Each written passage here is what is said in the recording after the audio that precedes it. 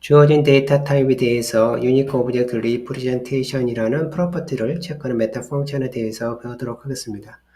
우리가 지금 배우고 있는 대상은 주어진 데이터 타입에 대해서 프로퍼티를 체크하는 메타 펑션에 대해서 배우고 있는데, 타입은 템플릿 아규먼트로 전달이 되어지고 프로퍼티는 메타 펑션의 이름에 참여를 합니다. 따라서 has 언더바를 제거하고 남는 부위가 이제 프로퍼티라는 사실을 알 수가 있는데, 기존의 타입 프로퍼티 메타 펑션은 is로 시작을 했는데 여기서는 has로 시작하고 있다는 사실이 좀 다르고요.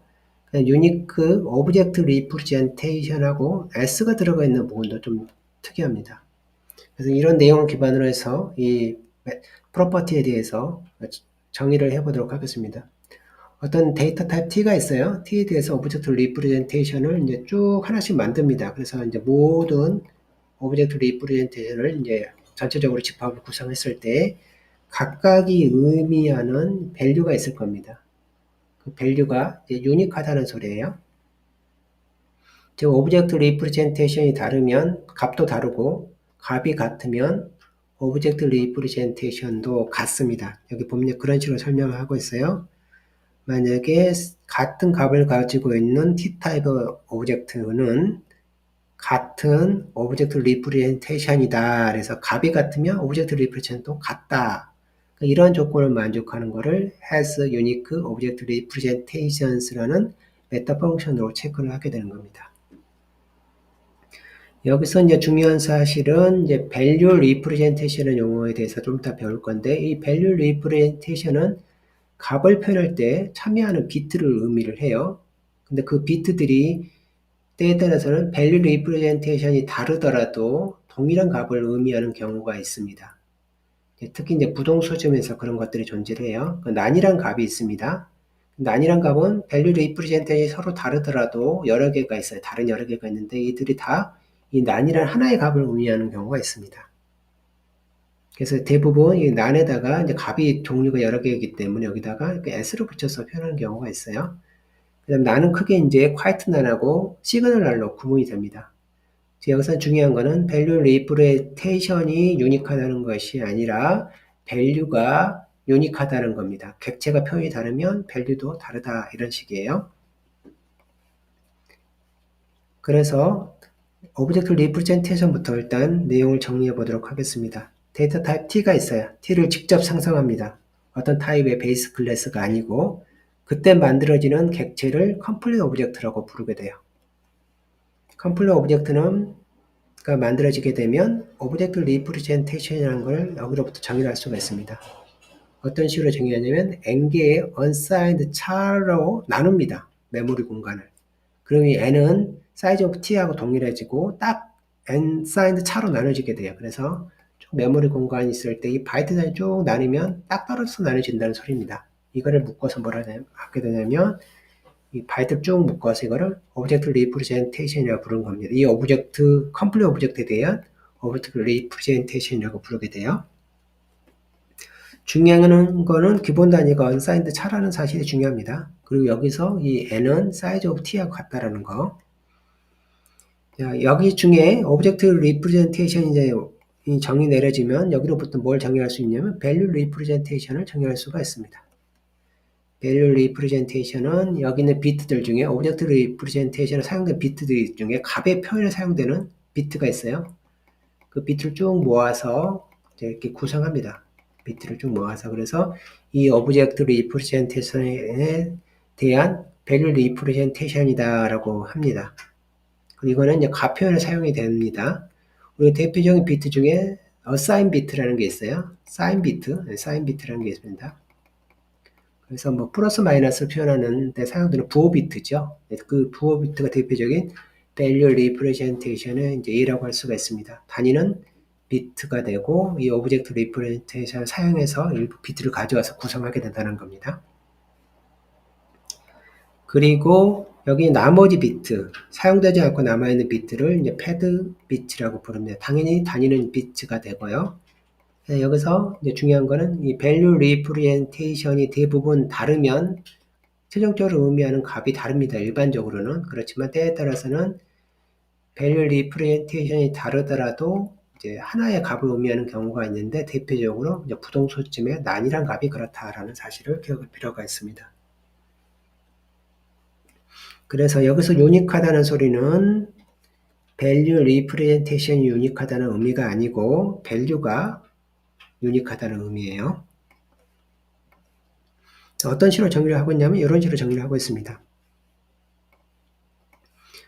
has unique object representation에 대한 template specialization에 대해서 이제 predicate condition은 true, false를 의미하는 것을 predicate라고 부릅니다. 근데 다음과 같은 경우에 이제 true가 된다는 소리예요. 간단하게 보시면 일단 첫 번째 조건이 뭐냐면 trivial copyable이라고 되어 있어요. trivial copyable이라는 요소는 value에 대한 복사가 카피가 곧 오브젝트에 대한 카피가 되는 경우를 말을 해요. 결국 무슨 얘기냐면 오브젝트 리프레젠테이션 전체가 value representation이면 됩니다.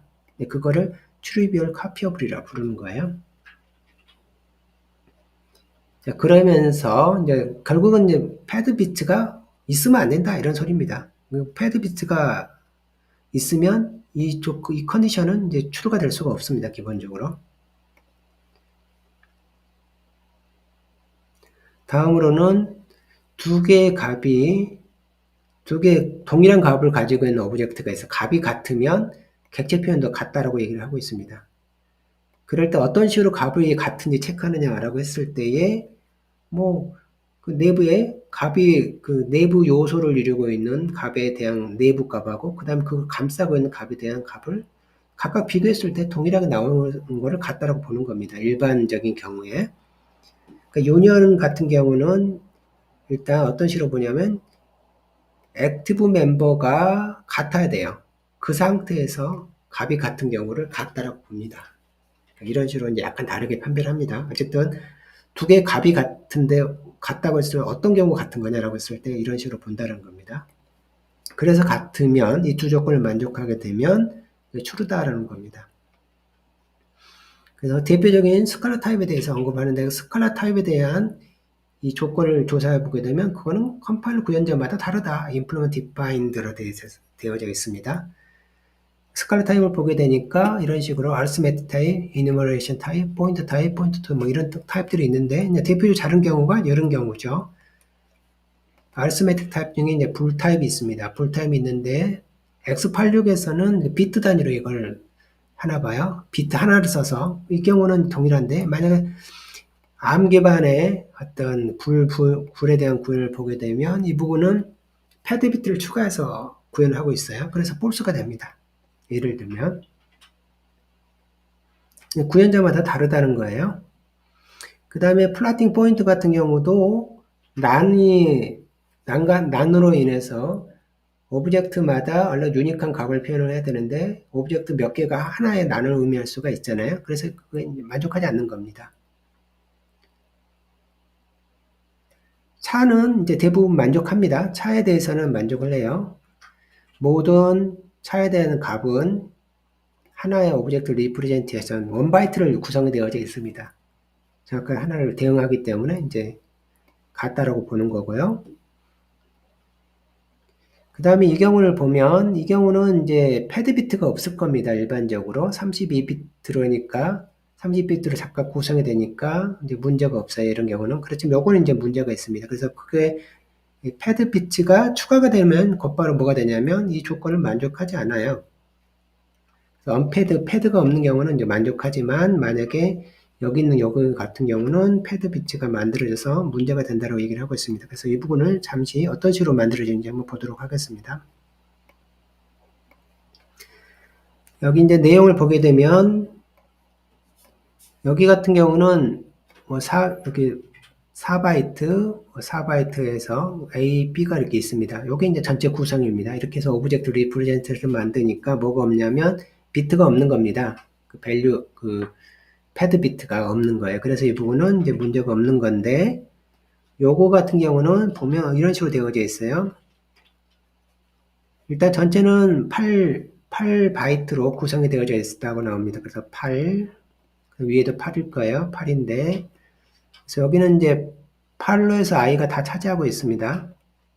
여기는 이제 c가 여기 차지해서 1바이트를 차지하고, 그 다음에 보니까는 이 부분이 16비트를 사용한다고 되어져 있어요. 그래서 C하고 ST 사이에 이제 패드 비트가 추가가 된다고 되어져 있습니다. 그래서 어떤 식으로 되는 소리냐면, 여기 있는 4로 하면 4바이트죠.